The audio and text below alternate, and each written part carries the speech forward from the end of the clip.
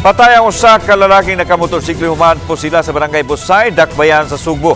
Nakasakay pa siyang motor ang biktimang gilang si Marjon Serna. Pauli na unta ang biktima sa iyang balay sa Ariola Compound, Neville Hills, barangay Busay. Dihang giingong gisundan kini sa suspect Dayon Posil. Makadaghang higayon. Patay diha ang biktima nga padulhog na sa parte sa maong iskinita. Ang iyang kapuyo di makatuo sa kalit kaayo nga panghitabo. Wa kuno siya nasayrang gikaaway siyang kapuyo. Padayon pang gibisigahan sa kapulisan ang motibo sa krimen. Nasyak lang ko nga nanay na wa man tanay kunta na unta.